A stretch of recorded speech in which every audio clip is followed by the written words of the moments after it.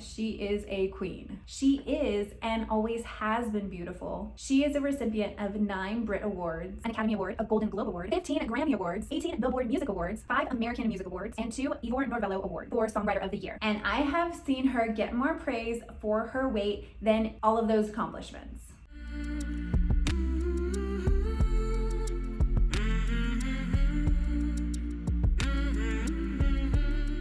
Hey guys, welcome back to my channel. My name is Kat, I'm a registered dietitian, and today we are talking about what everybody is talking about in the dieting community, at least what I have seen in my own feed, and it just keeps coming up. I did not want to make a video about this or really talk about this because I feel like there will be criticism for anybody who speaks up on either side. There's not like gonna be this happy medium where everybody is happy. But the reason why I wanted to talk about this specifically is because where I'm coming from, and I feel like the intention that I want to get across of this video and the information in there is more important than the criticism that I can receive, and I'm okay with that. So this is less about Adele herself and more around the culture around dieting and what we praise overall. Okay, so before we really dive in, if you haven't watched any of my videos, my name is Kat. I'm a registered dietitian and nutrition coach, and I wanted to share with you a couple of my values and why I do nutrition coaching to better understand where I'm coming from. So one of my values is compassion. That encompasses so much more than what you might think of when you hear about nutrition or nutrition coaching. It's really about having people go out of their way to help the physical, mental, or emotional pains of someone else or themselves. So I have a lot of compassion when it comes to my nutrition coaching. And another value that I really thrive on is curiosity. So the desire to learn more. I really use this in nutrition coaching for people to be curious about what they're eating, how they're eating, why they're eating, and curious overall about the nutrition information that they're hearing on a day-to-day basis. Just to be curious and not to push judgment on that. The why of why I do nutrition coaching is to help people to discover more about themselves and why they choose specific foods so that they can be more authentic in their everyday actions and have a better relationship with themselves and likewise other people. And the reason why I do that is to support a world where people are more curious and compassionate and understanding of one another. So that's where I'm coming from. Okay, so now going back into the situation, I just wish that we could stop talking about body shapes and praising those outcomes versus the practices that they did to get to that outcome. So me talking about this, I am trying to say stop talking about her body and other people's body and being praiseworthy or not, and at the same time I am talking about it. And so it can seem really hypocritical, but I am stuck because I legitimately have concerns for people and potentially some of her followers who don't have a healthy relationship with food or with their body, and I see this messaging and how it can cause some harm. That's where I'm coming with this video. My thoughts are coming from a place of expertise, and I hope that I'm not misunderstood, but I just need to get my message across. So I don't have anything against Adele. Adele is doing amazing and she is thriving in more ways than I am in many ways. I am fully aware of that. She is a queen. She is and always has been beautiful. She is a recipient of 9 Brit Awards, an Academy Award, a Golden Globe Award, 15 Grammy Awards, 18 Billboard Music Awards, 5 American Music Awards, and 2 Ivor Novello Award for Songwriter of the Year. And I have seen her get more praise for her weight than all of those accomplishments. So remember that whole health is not just about that physical piece, it also encompasses a lot of things like your mental health, your social well-being, and we don't really specifically know how that physical part is doing because thinness does not equate to health. Yes, there is that correlation, but just because somebody is at a certain body size does not automatically mean that they're healthy. or that they got there in a healthy way. It's really hard because as a dietitian and as a nutrition coach, I see the value and importance in affirming people who are doing great things with their health and their body if that's what they want to do. But my concern is more about that initial praise, because at that point, to my knowledge, we had no idea what her intake was like, how she was feeling, where her energy levels were.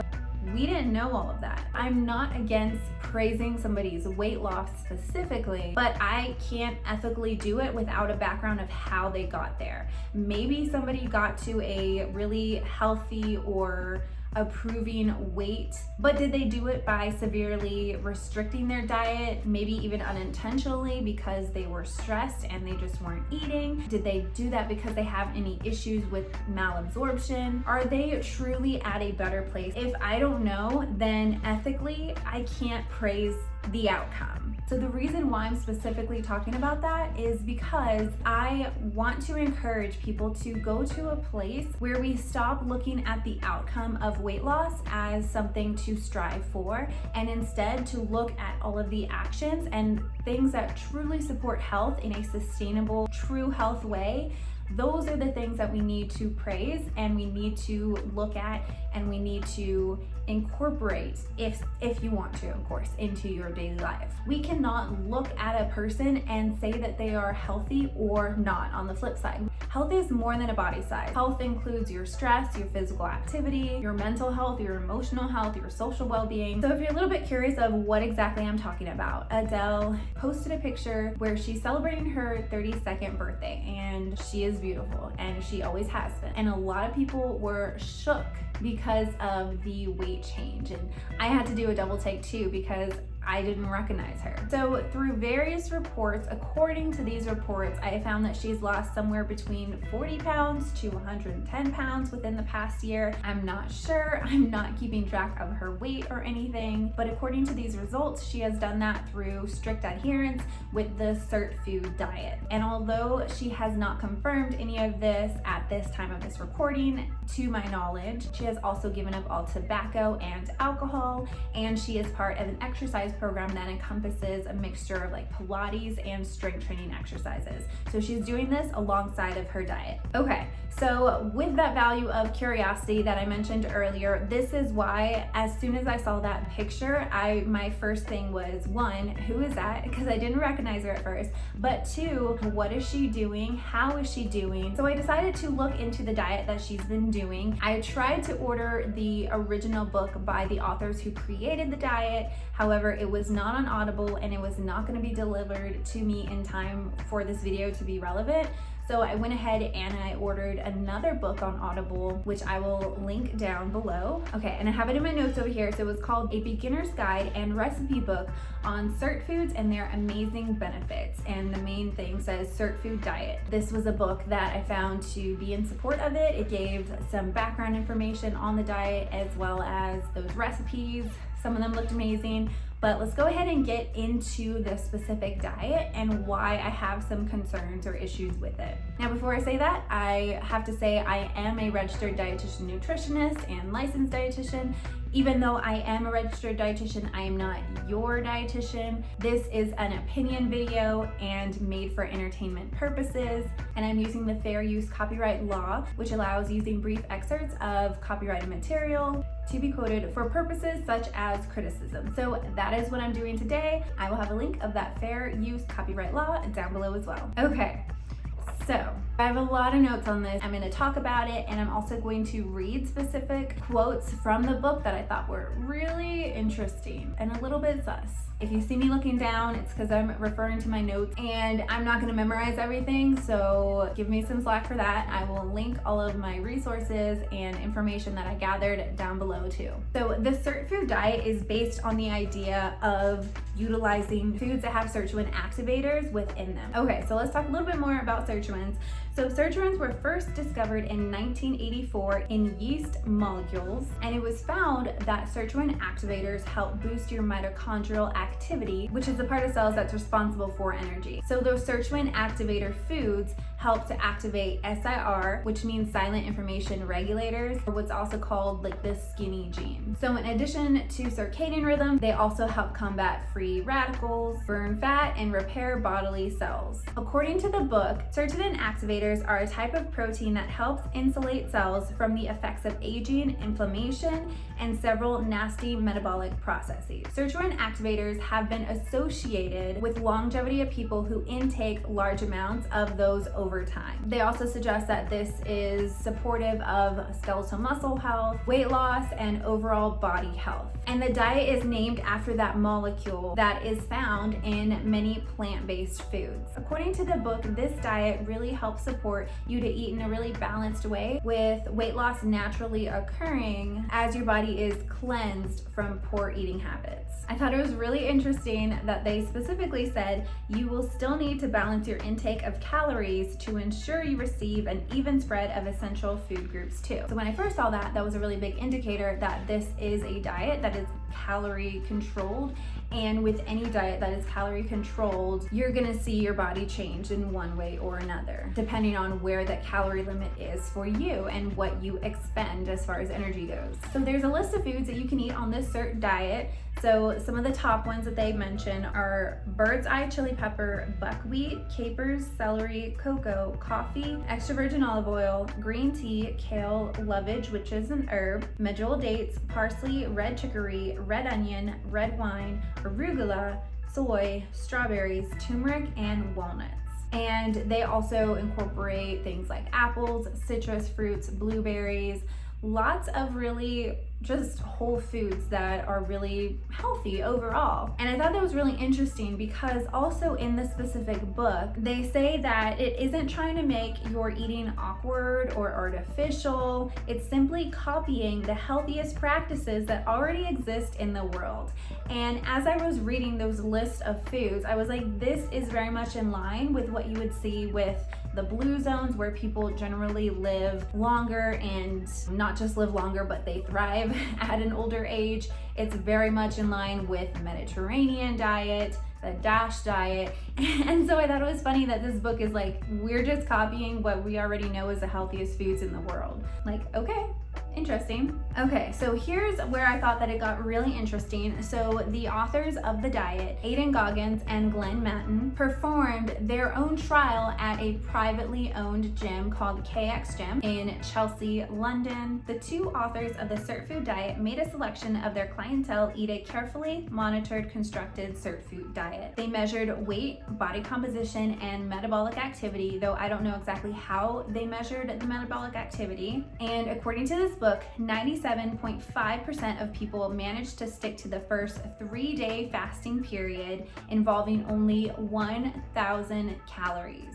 Generally speaking, this is a much higher rate of success than typical fasting diets, where many people have their willpower shattered in the first few days. Out of the 40 participants, 39 completed the study. So that right there was a red flag for me, that one, this was done in a private gym where people are already generally gonna be healthy for the most part. There was that initial like group energy going on. They were working with the people who were creating this diet. There's probably a lot of energy going on with that to make that initial 3-day fasting period with 1,000 calories like doable for them. And what also really stood out to me was the fact that their amount of participants was only 40. When you're talking about research, we really want to see a higher number of participants. Of those participants, 2 of them were officially obese, 15 fell into the overweight category, 22 had a regular BMI. There were 21 women and 18 men, according to this book, and participants lost an average of 7 pounds over the first week, which is quite a bit, but at the same time, this was an average. So was there one of the higher weight people who lost a significant more amount of weight, and that kind of skewed the average? I don't know. We don't know, because this is not a published study. This has not been validated by other researchers or scientists. So the concern that I have around that is that this is not a long-term study. This was done with relatively healthy people in general, people who were working with the authors of the diet. I would like to see it done with, actually I wouldn't want to see it be done because I think it can be harmful to impose these strict rules upon a group that large when likely a good chunk of them would have a not so healthy relationship with their body or with food. I thought it was really interesting. I looked into the fitness center that this took place at. It was founded in 2002, their monthly membership. So on their official website, I could not find an exact amount for their monthly membership, but reportedly it's about £575, which as of this recording, I put it into Google and that equates to about $713 US per month.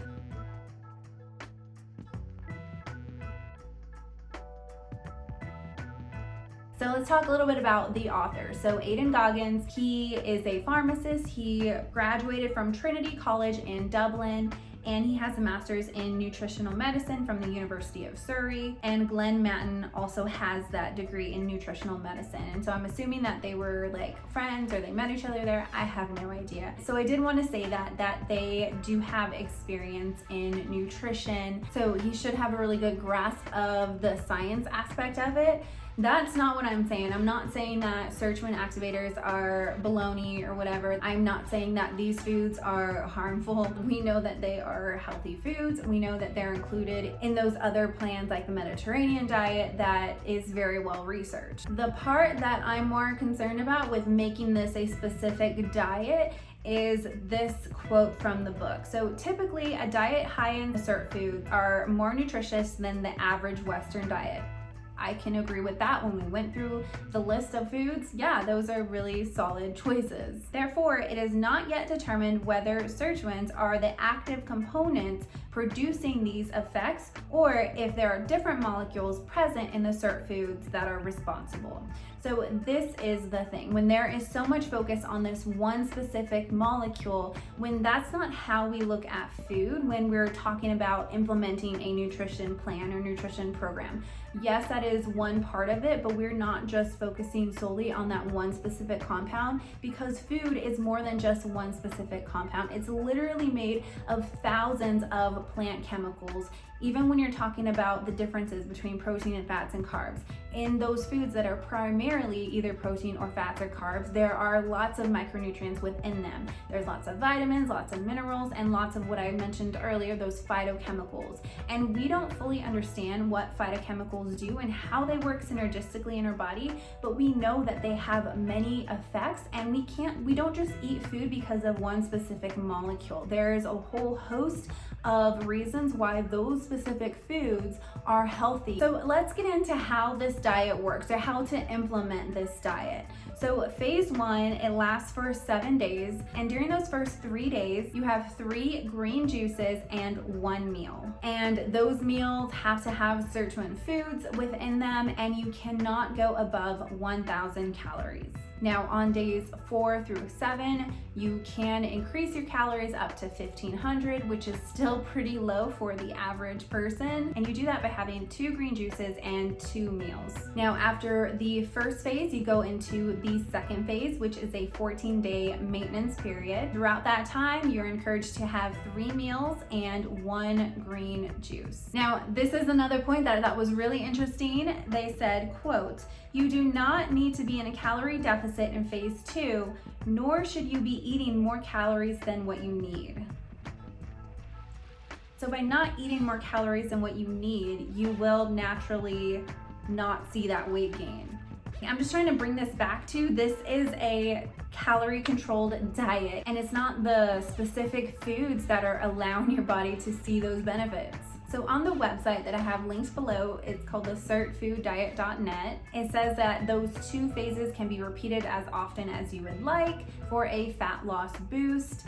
And it's not designed to be a one-off diet, but a way of life. And you are encouraged once you've completed those 3 weeks to continue a diet rich in Sirtfoods and continue drinking your daily juice. So again, this just seems like a calorie controlled diet. It's not those specific foods that are like superfoods or anything of that nature. So in this book, it also listed some other tips to be helpful for people trying to incorporate this into their daily life.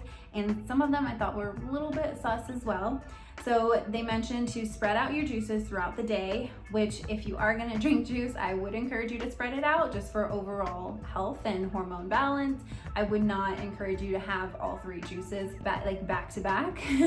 You'd probably be running to the restroom for quite a while after that. But they also say not to have anything after 7 p.m. Now, this is one of those diet rules that I've seen a lot, which I always say if you are under your calorie needs, if you're really hungry, but let's say you are planning on working out in the morning and you don't really like to eat before you work out, I would encourage you to have at least something before bed if it's gonna help you to sleep better and also potentially like perform better too. You don't have to stop eating at 7 just because the diet rule tells you to. Okay, so they also encouraged you not to have red wine more than 3 times a week.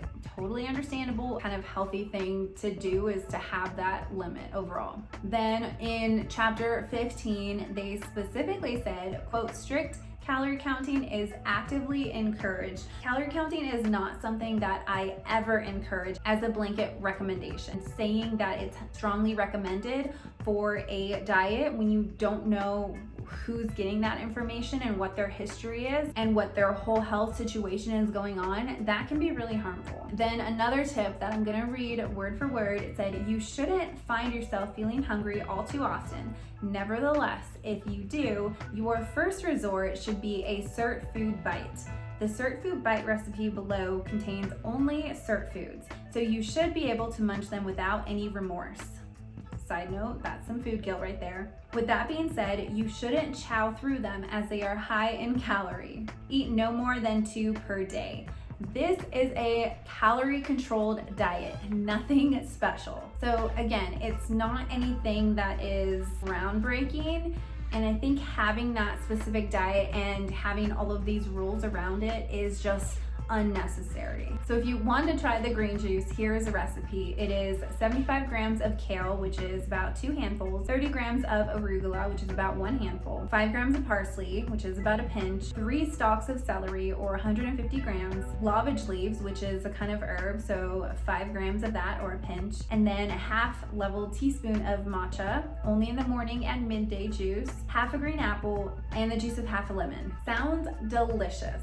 And the book just finishes with some recipes. They have things like prawn, miso caramelized tofu, cauliflower couscous with turkey steak, red onion dal, tofu and shiitake mushroom soup, which actually sounded really good, mushroom and tofu scramble, prawn and chili bok choy, granola, tomato frittata, horseradish flaked salmon fillet, indulgent yogurt, which the ingredients were just berries, Greek yogurt, walnuts, and dark chocolate, scrambled eggs with onion, kale and feta salad, and tuna salad. So, you know, not a problem with that, whatever. They're just recipes. But here's something that I had a really big problem with. At the end of the book, they close it out by saying that the Sirtfood diet is a fantastic weight loss solution. However, it also promotes overall bodily health, combats disease, cancer, and helps you live longer. That is a really big claim. On the sirtfooddiet.net website that I have linked below, on the information page, they have an infographic and it says all of the great things that the Sirtfood diet can do for you. And on the very last bullet point, it says that the Sirtfood diet will be a springboard for a longer, healthier, and disease-free life. That is a really big claim that you cannot say. Just because you eat in a very healthy way doesn't mean that you are not going to ever get any diseases. You can have a very intentionally healthy diet for you and get cancer, and at the same time you can have a kind of not so balanced diet and you can live to like 102 and drink a Dr. Pepper every day. Like, you can't make that claim to live longer and to live disease free. And I don't know if overseas, if the claims work a little bit differently, but definitely in the States, I am not allowed to even say that like on my website. I can say that it supports overall health, which how I approach nutrition does, but I will never say that nutrition will keep you disease free, because that is a claim that is not supported. Overall, the diet itself, kind of wrapping it up, some of the major concerns that I see are this list of good foods and bad foods, and this idea that we need to have these foods for this specific reason, when in reality we don't have that research to say that these foods are specifically the cause for this activity going on in our body, when there are literally thousands of other compounds within those foods.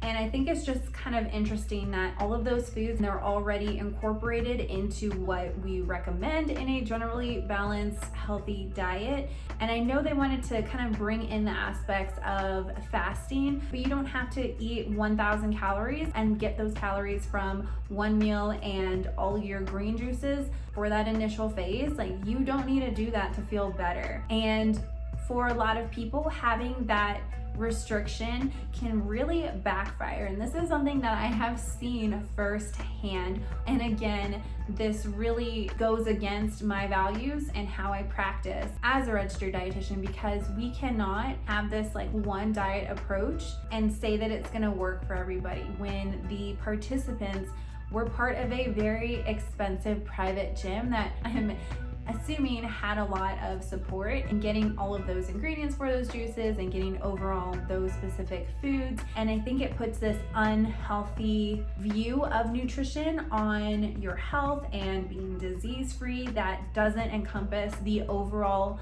components of health and doesn't take into account the social determinants of health, because health is not just about what you put in your body and how you move. There are so many other determinants of health. And again, the reason why I'm making this video is because I've had people ask me already, like, what diet is she doing? Is that something that I should do? Like, tell me about this diet. And so that's why I decided to read that book, make this video, gather all of my thoughts together, and say that yes, the foods themselves, they're great, they're very nutrient dense foods, but I just thought it was really interesting that the book even says that we don't have enough of that research to say that those benefits are just because of those specific foods. And the fact that this diet is very much focused on that weight loss aspect, and it does have that calorie restriction. And if you are going to have a diet that is focused on weight loss, you're going to have that calorie restriction in there, that calorie manipulation, and the fact that it is really encouraged to strict calorie count within this program. That's just something that I cannot get on board with as a registered dietitian and somebody who works with people on a daily basis with having a healthy relationship with food and being more curious about their food choices, why they're eating what they're eating, and eating in a way that is not a strict diet, and eating in a way where I say that this person has to eat the same way as this person and we can't make any changes based on their preferences or their needs, their availability, their skill level. There's a lot that goes into creating a plan, and having a plan just come out of a book and be something that you want to start doing because a celebrity is doing that is not the most balanced approach, and is probably not going to be a diet that is going to be with you long term. And again, this is coming from my expertise of that long-term focus. So that was one of the points of this video. And that second point is that let's take a step back to be curious, and let's focus more so on those actions and those healthy practices that people are doing. I have worked with so many people who have come to me with significant weight loss before, and once they got to their goal weight or much lower weight than what they were, they got a lot of praise and a lot of recognition for that, and they felt great and validated by peers.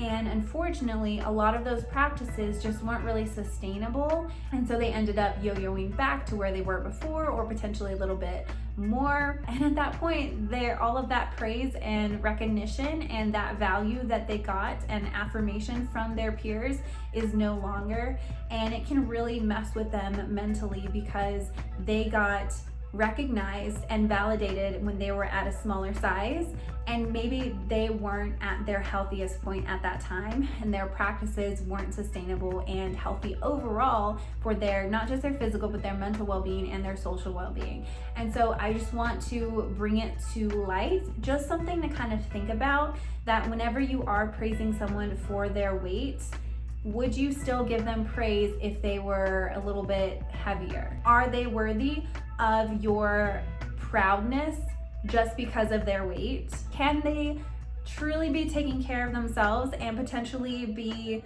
the same way or maybe just a slightly little bit under? Like, can you praise them for that too? Or do you only praise them when that weight follows? Now, with her resources, she has a much better overall like environment for getting more of that food. Maybe she's getting like a meal prep service or getting that food delivered in some way. And so she probably will be able to maintain it for a little bit longer. But for the average person who is dealing with their job and all the stresses going on right now, or the normal things of daily life, are they going to be able to do this diet and maintain it? And are they really going to enjoy those green shakes? I don't know. I think that's all I have to say. I hope you guys have a great day. Please be sure to like or even dislike. If you dislike this video, that still is some form of engagement and it'll help with the algorithm. But if you like it, even better, if you leave a comment, that helps with engagement. All of the overall engagement, whether positive or negative, helps this video out. So I hope you have a great day, and please subscribe if you are interested in learning more about my approach to nutrition, which is very much focused on whole health and not just that physical piece. And it's focused on that sustainability of that health related to nutrition. All right, I will see you guys next time. Bye.